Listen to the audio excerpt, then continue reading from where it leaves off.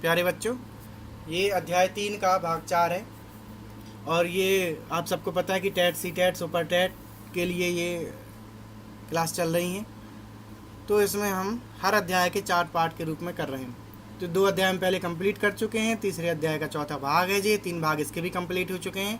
आप जा कर के प्ले लिस्ट में देख सकते हैं, वीडियो में जा कर के जिन्हें नहीं देखी है वो चले जाएँ चैनल पर जा कर के वीडियोज़ में, तो उनको वीडियोज़ मिल जाएगी। उनको लिख लें कॉपी पेन ले करके, जो भी वीडियो देख रहे हैं कॉपी पेन लेके बैठें, लिखते रहें।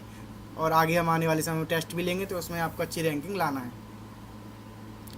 तो चलिए चौथा भाग शुरू करते हैं। अध्याय 3 का चौथा भाग है ये। तो क्वेश्चन नंबर 75 से शुरू करते हैं। क्वेश्चन नंबर 75 है, कक्षा 5 की न्यून दृष्टि वाले बच्चों के साथ क्या करना चाहिए। कक्षा 5 के न्यून दृष्टि वाले बच्चों के साथ क्या करना चाहिए।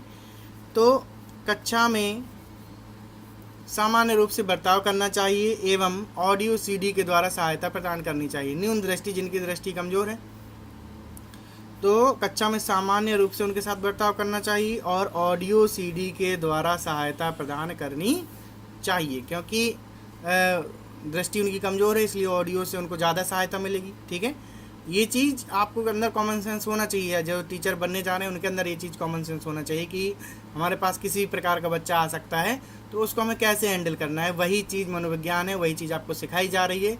आप टीचर बन रहे हैं तो कैसे आपको हैंडल करना है हर प्रकार के बच्चे को। तो क्वेश्चन नंबर 76,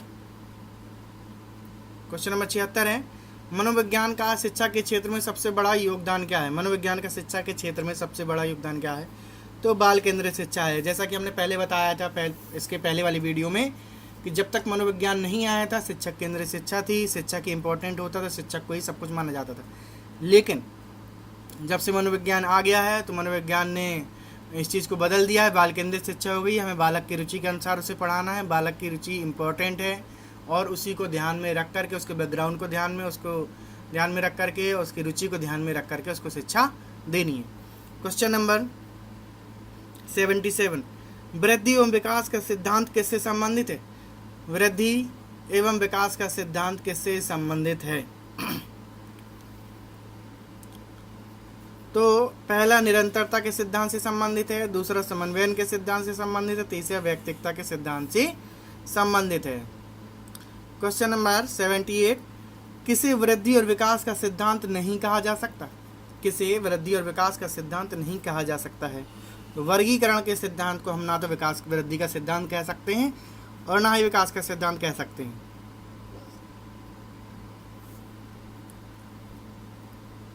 क्वेश्चन नंबर 79, कक्षा शिक्षण में पाठ प्रस्तावना सोपान सीखने के नियम किस पर आधारित हैं। कक्षा शिक्षण में पाठ प्रस्तावना सोपान सीखने के नियम किस पर आधारित हैं। तत्परता के नियम पर। कक्षा शिक्षण में पाठ प्रस्तावना सोपान सीखने के नियम किस पर आधारित हैं। तत्परता के नियम पर आधारित हैं।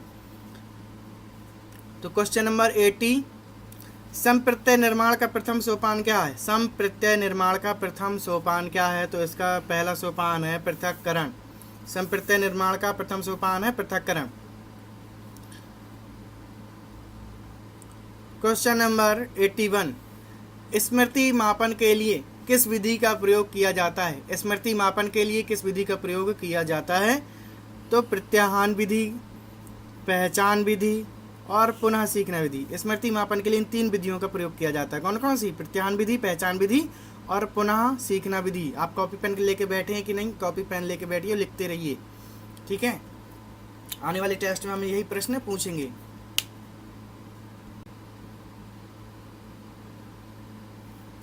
क्वेश्चन नंबर 82, कौन सी विधि स्मृति मापन की नहीं कही जा सकती। कौन सी विधि स्मृति मापन की नहीं कही जा सकती। तो तार्किक विधि को स्मृति मापन की विधि नहीं कही जा सकती है। क्वेश्चन नंबर 83, बालक की औपचारिक शिक्षा का प्रारंभ कब होता है। बालक की औपचारिक शिक्षा का प्रारंभ कब होता है। तो बाल्यावस्था में होता है। ठीक है, बाल्यावस्था में बालक की औपचारिक शिक्षा का प्रारंभ हो जाता है। औपचारिक अनौपचारिक मालूम है आपको। नहीं मालूम, चलिए बता देते हैं। औपचारिक शिक्षा क्या होती है। औपचारिकता मतलब होता है दिखावा, यानी कि किताबी शिक्षा। ठीक है, जितनी भी दिखावटी चीज़ें होती हैं वो सब किस में आती हैं। औपचारिक शिक्षा में। अनौपचारिक में क्या आता है किताब के अलावा जो बाहरी शिक्षा होती हैं वो अनौपचारिक होती हैं, जैसे बालक की औपचारिक शिक्षा बाल्यावस्था में शुरू हो जाती है औपचारिक शिक्षा, और इसके बाद में जैसे आपकी औपचारिक शिक्षा खत्म होती है तो अनौपचारिक शिक्षा चालू होती है। ठीक है, तो औपचारिक शिक्षा एक लिमिटेड होती है, अनौपचारिक शिक्षा लिमिटेड होती है, बहुत सारी होती है, उसमें आप कोई लिमिट उसकी होती नहीं है। क्वेश्चन नंबर 84, क्वेश्चन नंबर 84 है, वह अवस्था कौन सी है वह अवस्था कौन सी है जो माता के 21वें गुणसूत्र के अलग न हो पाने के कारण बनती है। वह अवस्था कौन सी है जो माता के 21वें गुणसूत्र अलग ना हो पाने के कारण बनती है, तो उसको कहते हैं डाउन सिंड्रोम। ठीक है, वह अवस्था कौन सी जो माता के 21वें गुणसूत्र अलग ना हो पाने के कारण बनती है, तो डाउन सिंड्रोम होती है। क्वेश्चन नंबर 85, कोहलबर्ग के अनुसार किस अवस्था में नैतिकता ब्राह कारकों द्वारा निर्धारित होती है। कोहलबर्ग के अनुसार किस अवस्था में नैतिकता ब्राह कारकों द्वारा निर्धारित होती है। पूर्व पारंपरिक अवस्था। कोहलबर्ग के अनुसार किस अवस्था में नैतिकता ब्राह कारकों द्वारा निर्धारित होती है। पूर्व पारंपरिक अवस्था में। ठीक है, क्वेश्चन नंबर 86, भ्रूण निर्माण का सही क्रम क्या है। भ्रूण निर्माण का सही क्रम क्या है, तो इसका देखिए सही क्रम देख लेते हैं। सबसे पहले अंडाणु, फिर शुक्राणु, फिर युग्मनज, फिर ब्लास्टोसिस्ट। ठीक है, ब्लास्टोसिस्ट है, ये आपको भ्रूण निर्माण का सही क्रम है। क्वेश्चन नंबर 87, उदाहरण, निरीक्षण, विश्लेषण, वर्गीकरण, नियमीकरण किस विधि के सोपान है। उदाहरण, निरीक्षण, विश्लेषण, वर्गीकरण, नियमीकरण किस विधि के सोपान है, तो ये आगमन विधि के हैं। किस विधि के हैं, आगमन विधि के। उदाहरण, निरीक्षण, विश्लेषण, वर्गीकरण, नियमीकरण किस विधि के सोपान है, आगमन विधि के। क्वेश्चन नंबर 88, अवधान के आंतरिक अथवा व्यक्तिनिष्ठ निर्धारक कौन से हैं। अवधान के आंतरिक अथवा व्यक्तिनिष्ठ निर्धारक कौन से हैं, तो रुचि, लक्ष्य और अभिवृत्ति। अवधान के आंतरिक अथवा व्यक्तिनिष्ठ निर्धारक कौन से हैं, रुचि है, लक्ष्य है और अभिवृत्ति है, 3 है। क्वेश्चन नंबर 89, क्वेश्चन नंबर 89 है, ध्यान आकर्षित होने में सबसे प्रमुख भूमिका किसकी होती है। ध्यान आकर्षित होने में सबसे प्रमुख भूमिका किसकी होती है, तो उद्दीपन की तीव्रता की। ठीक है, उद्दीपन की तीव्रता का मतलब होता है कि जिस चीज़ में आपकी रुचि ध्यान लगा हुआ है वो चीज़ कितनी इंटरेस्टेड है। ठीक है, यानी कि उद्दीपन की तीव्रता का मतलब हम देखो सीधी मतलब एक सीधा सा मतलब इसका बता देते हैं ताकि आपको समझ में आ जाए। किसी भी चीज़ को समझने के लिए सबसे बेहतरीन चीज़ होती है उदाहरण।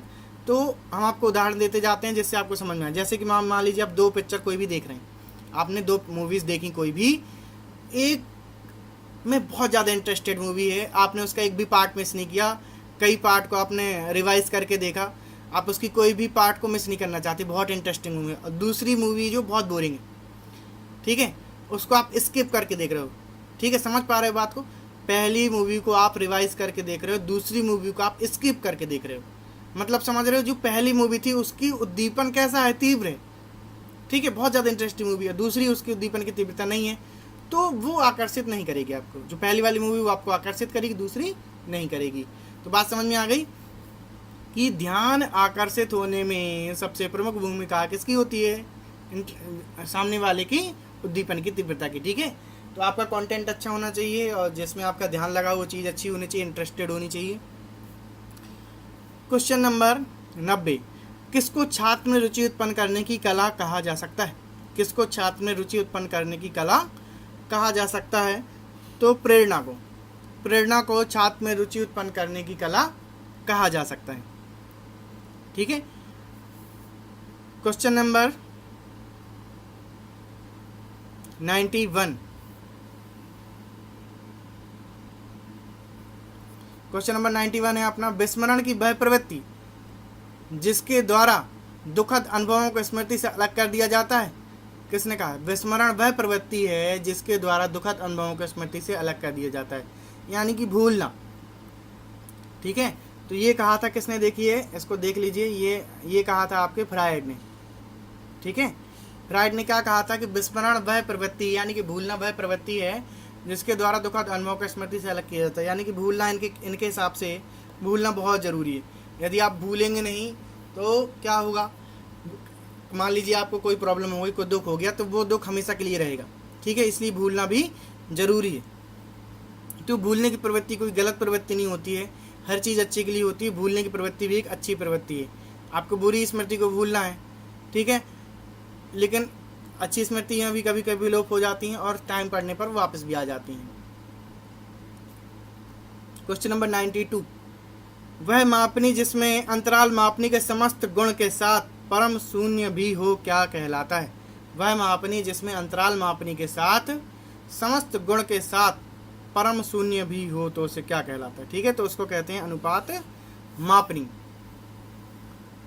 क्वेश्चन नंबर 93, अनुभव द्वारा व्यवहार में परिवर्तन क्या कहलाता है? अनुभव द्वारा व्यवहार में परिवर्तन क्या कहलाता है? तो सीखना। अनुभव द्वारा व्यवहार में परिवर्तन क्या कहलाता है? सीखना। अगर आपको कोई अनुभव और आप कोई चीज़ सीख रहे हो, ठीक है, तो जैसे जैसे आपका अनुभव होता जाएगा उसमें परिवर्तन होता जाएगा, आपके व्यवहार में परिवर्तन हो, आपके व्यवहार में जैसे ही परिवर्तन होता तो ये समझ लो कि आप सीख रहे हो। ये चीज़ हमने पहले भी आपको बता चुकी है। आप अगर कोई चीज़ सीख रहे हो, आपके व्यवहार में परिवर्तन नहीं हो रहा, तब आपने वो चीज़ नहीं सीखी है। अगर आपने कोई चीज़ सीखी तो आपके व्यवहार में परिवर्तन होना चाहिए, तब वो सीखी कहलाएगी। ठीक है, तो क्वेश्चन नंबर 94 की बात करते हैं। सांख्यिकी में वह रेखा चित्र जिसमें आवृत्तियों को स्तंभों द्वारा प्रदर्शित किया जाता है क्या कहलाता है? सांख्यिकी में वह रेखा चित्र जिसमें आवृत्तियों को स्तंभों द्वारा प्रदर्शित किया जाता है क्या कहलाता है? स्तंभाकृति। ठीक है, ये पिछले टेट में आया भी क्वेश्चन था, बहुत इंपॉर्टेंट क्वेश्चन है। क्वेश्चन नंबर 95, विकास की किस अवस्था में बुद्धि का अधिकतम विकास होता है? विकास की किस अवस्था में बुद्धि का अधिकतम विकास होता है? तो शैशवावस्था। ठीक है, विकास की किस अवस्था में बुद्धि का अधिकतम विकास होता है? तो शैशवावस्था में होता है।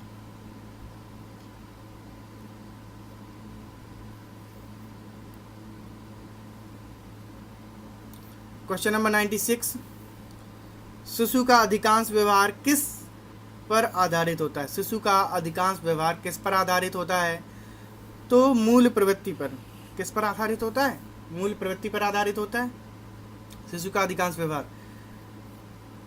क्वेश्चन नंबर 97, उच्च बुद्धि लब्धि वाले बच्चे सृजनशील होते हैं, सृजनशीलता में कैसे होंगे? उच्च बुद्धि लब्धि वाले बच्चे सृजनशीलता में कैसे होंगे? यानी कि जो बहुत तेज बच्चे हैं, जिनका दिमाग तेज है, वो सृजनशीलता में कैसे होंगे? सृजनशीलता मतलब समझ रहे हो ना, जैसा हम बता भी चुके हैं, आप पुरानी वीडियो जिनने देखी होंगी उनको ये सारे शब्दों के मतलब पता होंगे। तो इसलिए कहते हैं कि मनोविज्ञान में शब्द थोड़ा सा है, ये हटके इन शब्दों का मतलब आपको जानना जरूरी है। आप लाइन से सारी वीडियो देखते जाएंगे तो आपको सारे शब्दों के मतलब पता चलते जाएंगे। सृजनशीलता मतलब ज्ञान का नई दिशा में प्रयोग। आपने किसी ज्ञान को एक चीज़ के लिए सीखा और उसी ज्ञान से कोई नई चीज़ बना दी जो अभी तक नहीं बनी धरती पे, तो वो सृजनशीलता कहलाती है। ठीक है, तो उच्च बुद्धि लब्धि वाले बच्चे सृजनशीलता में कैसे हो सकते हैं? जिनकी तेज बुद्धि है, तो देखिए उच्च भी हो सकते हैं, निम्न भी हो सकते हैं, सामान्य भी हो सकते हैं, कैसे भी हो सकते हैं। ठीक है, जो उच्च बुद्धि लब्धि वाले बच्चे हैं जरूरी नहीं है कि वो सृजनशील हो। हमने बताया था सृजनशील सबसे बेस्ट स्थिति होती है माइंड की। माइंड की सबसे अच्छी स्थिति क्या होती है? सृजनशीलता। आप भले ही कितने इंटेलिजेंट हो, आपकी आईक्यू कितनी भी अच्छी है, लेकिन अगर आपके अंदर सृजनशीलता नहीं है तो आपकी बुद्धि अच्छी नहीं मानी जाएगी। आपकी बुद्धि तब अच्छी मानी जाएगी जब आपके अंदर क्या हो? सृजनशीलता होती है। और ठीक है, और जरूरी देखो इसमें क्या लिखा, उच्च बुद्धि लब्धि वाले बच्चे सृजनशीलता में कैसे हो सकते हैं? उच्च निम्न सामान्य हो सकते हैं। इसी तरीके से जस्ट इसका उल्टा क्वेश्चन भी बनता है। इसका अगर हम जस्ट उल्टा कर दें तो क्या क्वेश्चन बनेगा? निम्न बुद्धि लब्धि वाले बच्चे सृजनशीलता में कैसे होंगे? ठीक है, उसका आंसर भी सेम यही होगा। उच्च भी हो सकते हैं, निम्न भी हो सकते हैं, सामान्य भी हो सकते हैं। ठीक है, तो सृजनशीलता का बुद्धि लब्धि से कॉन्टेक्ट तो है, लेकिन कोई ज़्यादा लेना देना नहीं है। ठीक है, कम बुद्धि लब्धि वाले बच्चे भी सृजनशील हो सकते हैं। क्वेश्चन नंबर 98, ध्यान को केंद्रित करने की आंतरिक दशा क्या है? ध्यान को केंद्रित करने की आंतरिक दशा क्या है? ध्यान को केंद्रित करने की आंतरिक दशा क्या है? तो रुचि। यदि आप ध्यान को केंद्रित करना चाहते हैं तो उसकी आंतरिक दशा रुचि कहलाती है। अगर आपके मन में रुचि नहीं होगी तो आपका ध्यान केंद्रित नहीं होगा। ध्यान के लिए क्या होना चाहिए? रुचि होना चाहिए। ठीक है। क्वेश्चन नंबर 99, एक परिस्थिति में अर्जित ज्ञान दूसरी परिस्थिति में उपयोग क्या कहलाता है? एक परिस्थिति में अर्जित ज्ञान दूसरी परिस्थिति में उपयोग क्या कहलाता है? सीखने में स्थानांतरण। ठीक है, क्या कहलाता है? सीखने में स्थानांतरण कहलाता है। ठीक है, मान लीजिए हमने आपको किसी छोटे बच्चे को हमने गोला बनाना सिखा दिया, सीधी लाइन खींचना सिखा दिया, खड़ी लाइन खींचना सिखा दिया, पड़ी हुई लाइन खींचना सिखा दिया, और उन लाइनों को मिला करके वो कोई बच्चा नया चित्र बना लेता है, तो उसमें सीखने का स्थानांतरण कहा जाएगा। क्वेश्चन नंबर 100, कार्य को आरंभ करने, जारी रखने और नियमित करने की प्रक्रिया क्या है? कार्य को आरंभ करने, जारी रखने और नियमित करने की प्रक्रिया क्या है? तो उसको कहते हैं प्रेरणा। ठीक है, प्रेरणा से कार्य आरंभ हो जाएगा और जारी भी रहेगा और नियमित उसको बना भी रहेगा। तो ये अध्याय 3 का भाग 4 कंप्लीट हो गया है। जिनने चैनल सब्सक्राइब नहीं करी सब्सक्राइब कर लें, लाइक ज़रूर कर दें, और जो लोग टेट, सीटेट और सुपर टेट की तैयारी कर रहे हैं उनको शेयर भी कर दें। तो चलिए मिलते हैं अध्याय 4 के पहले भाग में।